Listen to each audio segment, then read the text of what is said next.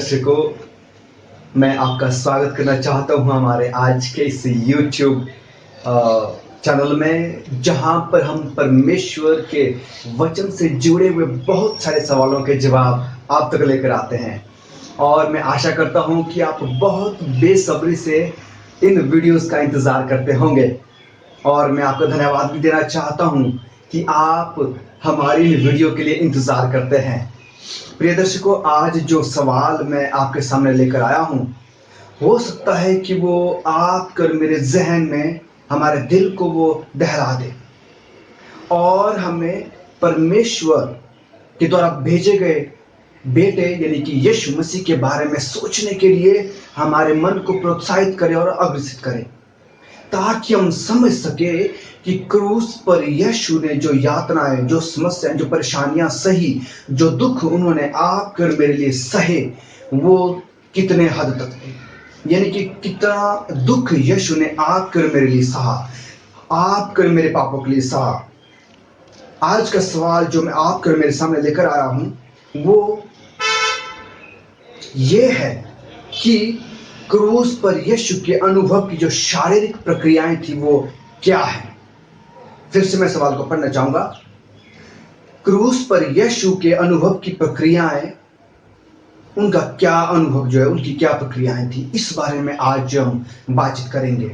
अगर मैं इसके बारे में आपके सामने कुछ तथ्य रखूं तो ये बहुत बड़ा जवाब जो वो हो जाएगा। इसीलिए मेरा आपसे ये विनम्र निवेदन है कि अगर आप इस सवाल के बारे में और अधिक जानकारी अगर आप चाहते हैं तो डिस्क्रिप्शन में, जो नीचे डिस्क्रिप्शन दिया गया है, आप उस पर जाएं और जो जानकारी मैं यहाँ से नहीं दे पा रहा हूँ, आप उसे हिंदी में पढ़कर जो है जान सकते हैं कि क्या बातें यीशु मसीह ने सूली पर आपके और मेरे लिए सही।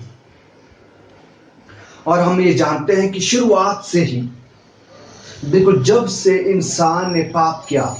उससे पहले से ये बात निर्धारित हो चुकी थी कि परमेश्वर का पुत्र इस दुनिया में आएगा और वो आपके और मेरे लिए दुख सहेगा। लेकिन वो दुख किस हद तक थे, किस सीमा तक थे, वो जानना आपके और मेरे लिए बहुत जरूरी है। अगर मैं सामान्य संसाधनों का अगर मैं इस्तेमाल करूं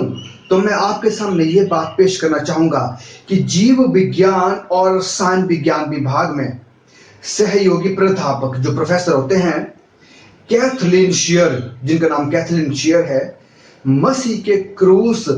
के विज्ञान के बारे में बताते हैं कि वैज्ञानिक तौर पर उनका जो प्रक्रियाएं थी उस सूली पर, उस क्रूस पर, उसके बारे में वो जो कुछ बातें आपके मेरे सामने रखती है। तो मेरा आपसे ये विनम्र निवेदन है, मैं आपसे ये गुजारिश करना चाहता हूं कि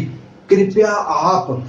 जो नीचे डिस्क्रिप्शन में जो लिंक दिया गया, आप उस पर जाएं, उसको पढ़ें, क्योंकि वहां पर और भी बहुत सारी, इस वीडियो में उतनी बातें आपको नहीं बता पाऊंगा जितनी बातें उस लिंक में दी गई है। तो मेरी आपसे गुजारिश है, कृपया आप जाएं और जरूर जो इस लिंक को पढ़ें और वहां से जानें कि क्या बातें यीशु मसीह ने सूली पर आपके और मेरे लिए सही। क्या सिर्फ इतना ही कि उन्होंने आपके और मेरे लिए सूली मौत सही? नहीं,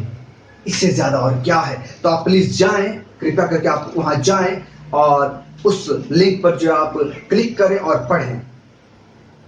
और मैं इस बात में आगे जानना चाहूंगा, जब आप मत्ती उसका 26 अध्याय उसकी 36 से लेकर 40 तक, और इसी तरह से मरकुस उसका 14 अध्याय उसकी 37 से लेकर 42 तक, लूका उसका 22 अध्याय उसके 39 से लेकर 44 तक जब आप पढ़ते हैं तो वहां पर जब आप पाएंगे कि किस तरह से यीशु मसीह का जो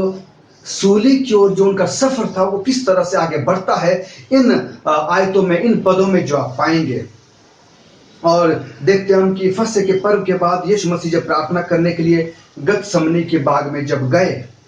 तो वहां पर हम पाते हैं कि उनके शरीर से जो पसीना था वो लहू की बूंदों में आना शुरू हुआ। और अगर आप जो विज्ञान, जीव विज्ञान के बारे में पढ़े तो ये बात जो उसमें जो लिखा गया वो हेमोड्रोसिस के नाम से जाना जाता है। इस जो खास ये जो चिकित्सा संबंधी शब्द जो हेमोड्रोसिस है, ये उस स्थिति का नाम है जिसमें लहू के पसीने आते हैं। तो इसका मतलब ये है, बाइबल जो कहती है कि यीशु मसीह को जो है लहू के पसीने जो है उनको आए गतसमनी के बाग में। तो इसका मतलब है कि चिकित्सा भी इस बात को स्पष्ट करती है कि इस स्थिति को हेमोड्रोसिस के नाम से जो है जाना जाता है, कि हेमोड्रोसिस किस स्थिति का नाम है। तो आप प्लीज कृपया करके जो इस लिंक में जाएं और जरूर जो इसको पढ़ें, क्योंकि यहाँ आप यीशु मसीह के उस दुख को, उस दर्द को पहचान पाएं। उसके सरों पर कांटों का ताज रखना, उसके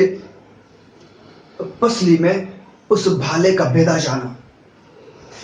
उसकी पीठ पर 39 कोड़ों का मारा जाना, उसके मुंह पर जो थुका जाना,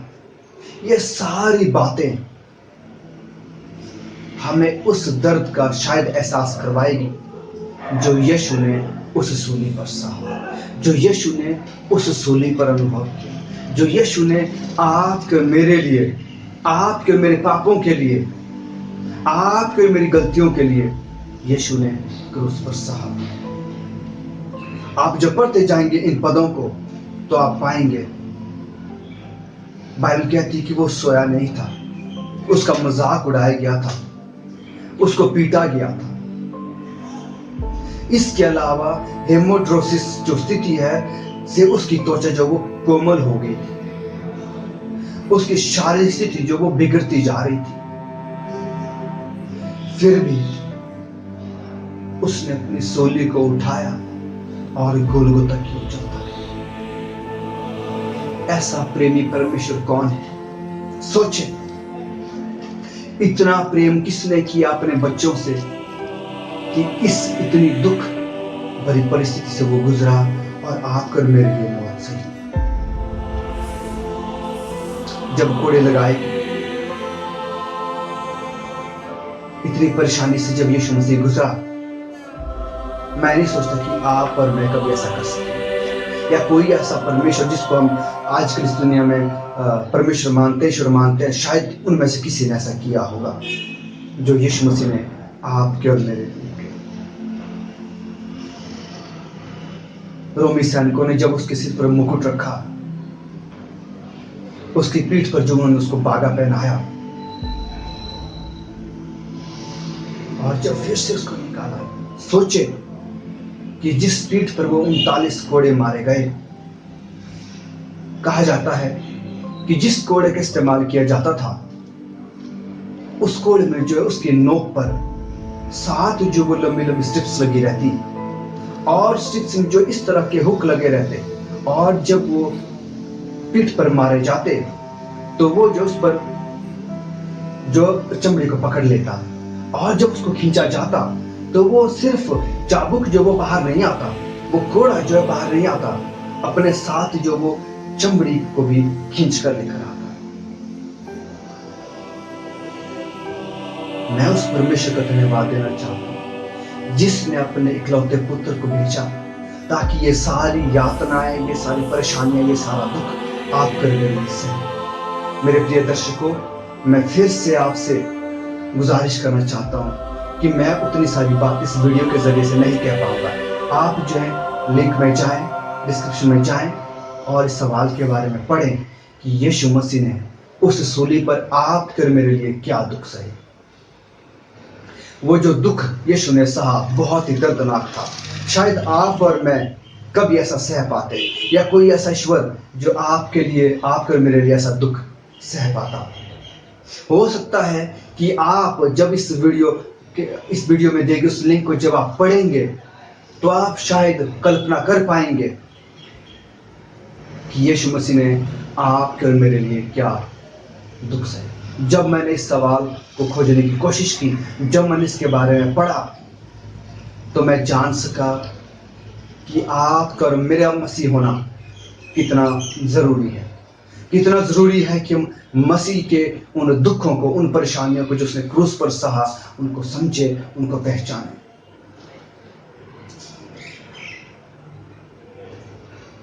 हर एक बात मसीह ने जो उन्होंने सही, उसको जानना आपके मेरे लिए बहुत जरूरी है। तभी तो हम जान पाएंगे कि यीशु ने किस तरह का दुख हम सब के लिए, इस पूरी दुनिया के लिए सहा। ये सिर्फ इतना ही नहीं था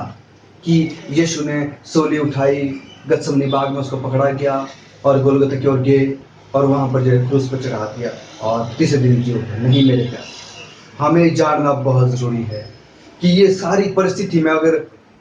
हम चिकित्सा संबंधी अगर बातें सीखें तो चिकित्सा जो इस बारे में क्या कहती है, हमें पढ़ना बहुत जरूरी है, हमें जानना बहुत जरूरी है। मैं इस बात का आपको आश्वासित करता हूँ इस बात से, और आपसे दावा करता हूँ कि जब आप इस लिंक को पढ़ेंगे तो आप जानेंगे कि यीशु का दुख सहना जो हम कल्पना करते हैं उससे कहीं कहीं कहीं अधिक था। तो मेरी आपसे गुजारिश है कि इस लिंक में वो, इस वीडियो के जरिए से मैं वो बात जो नहीं कह पाऊंगा, जो आप पढ़कर जान सकेंगे, तो मेरी आपसे गुजारिश है कि आप लिंक में जाएं और पढ़ें, ताकि आप यीशु मसीह के बारे में, उसके दुख के बारे में, सूली की वो प्रक्रियाओं के बारे में आप जान सकेंगे। परमेश्वर आपको बहुत से आशीष दे जब आप इस वीडियो के जरिए से और उस लिंक के जरिए से आप यीशु मसीह की उन दुखित घटनाओं को जान पाएंगे। परमेश्वर आप सभी को बहुत से आशीष दे, और आप जो है इस लिंक को पढ़ें और साथ में इस चैनल को सब्सक्राइब करें, क्योंकि ऐसे ही बहुत सारे सवालों के जवाब हम आप तक लेकर आएंगे। और दूसरों के साथ शेयर करें, इसको लाइक करें, आपके सवाल जो आप कमेंट में दे सकते हैं, ताकि हम उन सवालों के जवाब आप तक लेकर आ सकें। परमेश्वर आपको बहुत आशीष दे। आमीन।